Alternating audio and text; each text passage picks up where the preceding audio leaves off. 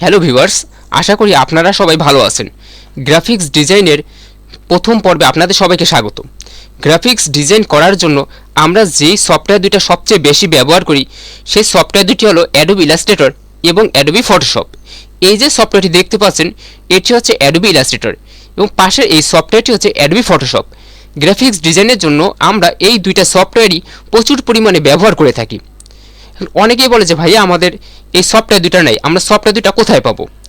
আপনার পরিচিত কেউ যদি এই দুইটি সফটওয়্যার ব্যবহার করে তাহলে অবশ্যই আপনি তার কাছ থেকে সফটওয়্যার দুটি সংগ্রহ করতে পারবেন। আর যদি আপনার পরিচিত কেউ এই সফটওয়্যার দুটি ব্যবহার না করে তাহলে আপনি কি করবেন? তাহলে আপনি আপনার কম্পিউটার থেকে যে কোনো একটি ব্রাউজার ওপেন করবেন। ব্রাউজার ওপেন করার পর আপনি চলে যাবেন ফেসবুকে। আপনি ফেসবুকে সার্চ অপশনে লিখবেন target freelancing students support group. লেখার পরে আপনাদের সামনে এরকম একটি গ্রুপ চলে আসবে। এই গ্রুপে আপনারা সবাই অ্যাড হয়ে নেবেন। তারপর জাস্ট স্ক্রল করে একটু নিচে আসবেন। নিচে আসলে আপনি এখানে লেখা পাবেন ফিউচার। তো এখানে যদি একটু খেয়াল করেন তাহলে এখানে লেখা পাবেন যে graphics software and font Google drive. অর্থাৎ এখানে যদি আর একটু ক্লিক করেন তাহলে এখানে এটা এরকম হয়ে যাবে। একটু ক্লিক করার পর তখন লেখা দেখবেন এরকম হয়ে গেছে যে যাদের গ্রাফিক্স সফটওয়্যার লাগবে তারা এই লিঙ্ক থেকে সফটওয়্যার ডাউনলোড করে ব্যবহার করতে পারবেন।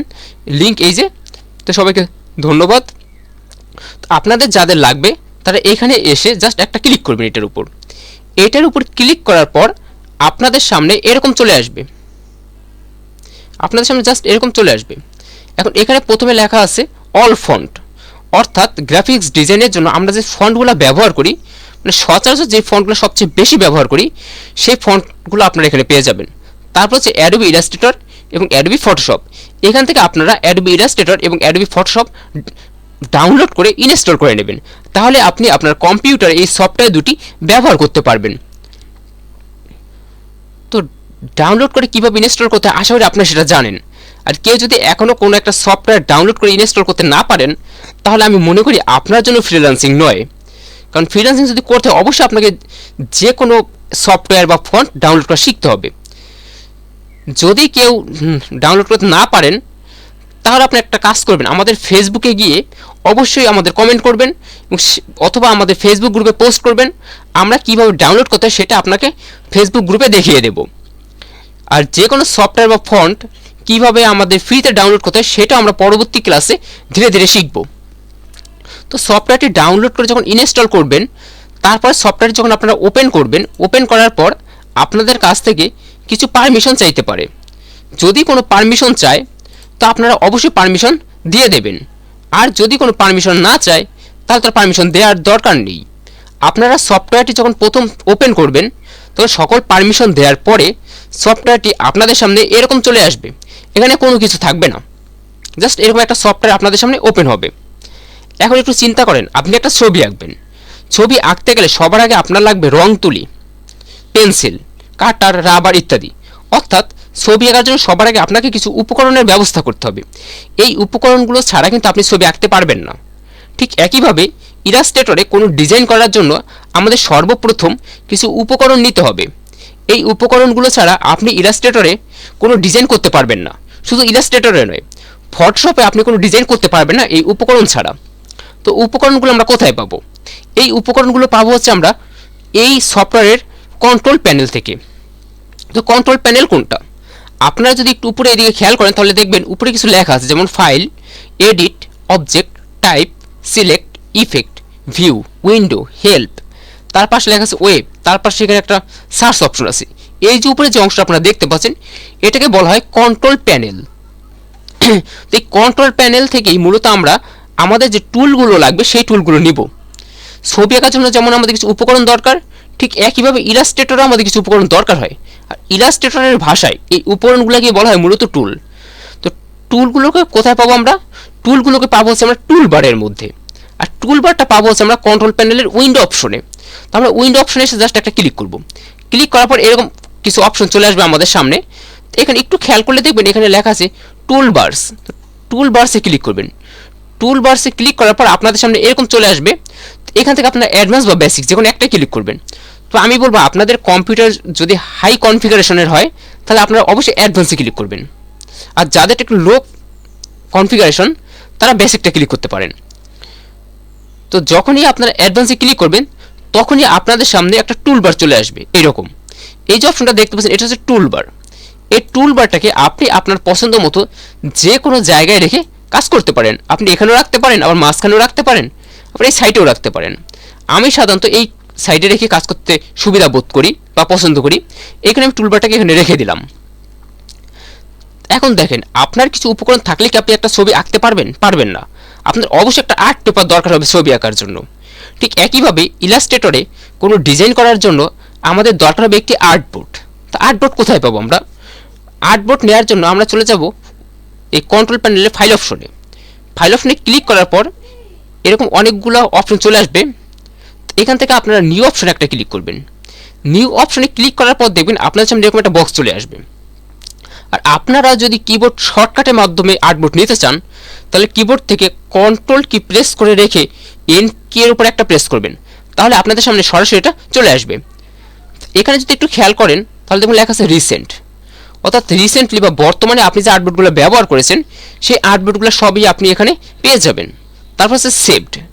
আপনি যদি কোনো আর্টবোর্ড সেভ করে রাখেন তাহলে সেই আর্টবোর্ডগুলো এখানে পাবেন। আমি কোনো আর্টবোর্ড সেভ করে রাখিনি, তাই আমার এই জায়গাটা খালি দেখাচ্ছে।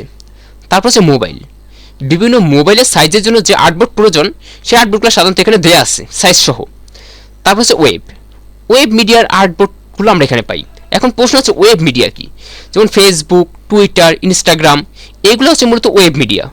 অর্থাৎ অনলাইন জগতে বিভিন্ন ওয়েবসাইটের জন্য যে আর্টবোর্ডগুলো আমাদের দরকার সেই আর্টবোর্ডগুলো আমরা এখানে পাবো। তারপর হচ্ছে প্রিন্ট। প্রিন্ট মিডিয়ার আর্টবোর্ডটা আছে এখানে। তো প্রিন্ট মিডিয়ার জন্য এখানে মোট 7টা আর্টবোর্ড দেওয়া আছে। এখন প্রিন্ট মিডিয়া কোনগুলা? প্রিন্ট মিডিয়া হচ্ছে যেমন A4 সাইজের যে কাগজ বা প্রিন্ট করে যেগুলো আমরা, যেমন A4 সাইজ, তারপর লেটার, লিগ্যাল, এই যে কাগজের যে সাইজগুলো, এইগুলো হচ্ছে মূলত প্রিন্ট মিডিয়ার আর্টবোর্ড। তারপরে আছে ফিল্ম অ্যান্ড ভিডিও, এবং এরপরে আছে আর্ট অ্যান্ড ইলাস্ট্রেশন। এই শেষে দুটো অপশন আমরা খুব একটা ব্যবহার করি না, তো আমি চলে যাচ্ছি রিসেন্ট অপশনে। এখন একটু খেয়াল করেন, এখানে তো কিছু নির্দিষ্ট আর্টবোর্ড আমরা দেখলাম। এখন আমি চাচ্ছি এর বাইরে একটা আর্টবোর্ড নিতে আমার পছন্দ মতো। আমি জাস্ট একটা আর্টবোর্ড কাস্টমাইজ করে নিতে চাই। তাহলে কি করব? একটা আর্টবোর্ডকে কাস্টমাইজ করার জন্য আমরা চলে আসবো এইখানে। এখানে লেখা দেখবেন পিক্সেলস, এখানে অন্য কিছু থাকতে পারে। এখানে একটা ক্লিক করবেন। ক্লিক করার পরে এরকম একটা ছোট্ট বক্স ওপেন হবে আপনাদের সামনে। এই বক্সে লেখা আছে points, pixels, inches, millimetres, centimetres, pixels. আপনারা যেই এককে রেখে কাজ করতে পছন্দ করেন, আপনারা এখান থেকে সেই এককটি সিলেক্ট করবেন। তো আমি পিক্সেলে রেখে কাজ করতে পছন্দ করি, তাই আমি পিক্সেলই সিলেক্ট করলাম। এখন দেখেন এখানে লেখা আছে হোয়াইট, তারপর লেখা আছে হাইট। আপনারা এখান থেকে আপনাদের আর্টবোর্ডের হোয়াইট আর হাইটটা সিলেক্ট করতে পারেন। তো আমি 16x900 সাইজের একটা আর্টবোর্ড নিব। তো এখানে দেখেন 1600 এবং 900 এই সাইজটা সিলেক্ট করা আছে, কারণ আমি আগে এই সাইজটা নিয়েছি। তো আপনারা আপনাদের মন মতো এখান থেকে সাইজটা সিলেক্ট করতে পারেন। তারপর চলে আসবেন নিচে, এখানে লেখা পাবেন ক্রিয়েট আর হচ্ছে ক্লোজ। আপনি এখান থেকে জাস্ট ক্রিয়েটের উপর একটা ক্লিক করবেন। ক্রিয়েটের উপর ক্লিক করার সাথে সাথে আপনাদের সামনে এরকম একটি আর্টবোর্ড চলে আসবে। বন্ধুরা, আমরা কিভাবে আর্টবোর্ড নিতে হয় তা শিখে ফেললাম। এখন আমি চাচ্ছি এই আর্টবোর্ডের সাইজটা একটু ছোট করতে। তাহলে কি করব? তাহলে কি আমি আরেকটা নতুন আর্টবোর্ড নিব? না, আমি কখনো একটা নতুন আর্টবোর্ড নিব না। আর্টবোর্ডের সাইজ ছোট করার জন্য আমি এখান থেকে একটা টুল ব্যবহার করব, আর এই টুলটা ব্যবহার করে আমরা আর্টবোর্ডের সাইজটা ছোট বা বড় করতে পারি। এই টুলের নাম হচ্ছে আর্টবোর্ড টুল। আপনারা যদি এইখানে একটু খেয়াল করেন তাহলে দেখবেন এখানে একটা হাতের আইকন আছে, এটাকে বলে হ্যান্ড টুল। আর এই হ্যান্ড টুলের উপরে যে টুলটা দেখতে পাচ্ছেন এটা হচ্ছে মূলত আর্টবোর্ড টুল। তো আর্টবোর্ড টুল নেওয়ার জন্য আর্টবোর্ড টুলের উপর মাউস পয়েন্টার রেখে মাউসের লেফট বাটনে একবার ক্লিক করব। ক্লিক করার সাথে সাথে দেখবেন যে আর্টবোর্ডটা সিলেক্ট হয়ে গেছে। এখন এখান থেকে চাইলে আপনি আর্টবোর্ডের সাইজ ছোট বড় করতে পারেন। তো জাস্ট এখানে ধরে এরকমভাবে টান দিবেন, তাহলে দেখবেন আর্টবোর্ডের সাইজ ছোট হয়ে গেছে। আবার চাইলে আপনি বড়ও করতে পারেন। শুধু তাই নয়, আপনি যদি মনে করেন যে আপনি আরেকটা আর্টবোর্ড নেবেন, তাহলে জাস্ট এইখানে মাউস পয়েন্টার রাখবেন, মাউসের লেফট বাটনে একটা ক্লিক করবেন, তারপর মাউসটা ধরে এইভাবে টান দেবেন, তাহলে দেখবেন আরেকটা আর্টবোর্ড হয়ে গেছে। এইভাবে চাইলে আপনি একাধিক আর্টবোর্ড নিতে পারেন। আমরা তো 3টা আর্টবোর্ড নিলাম।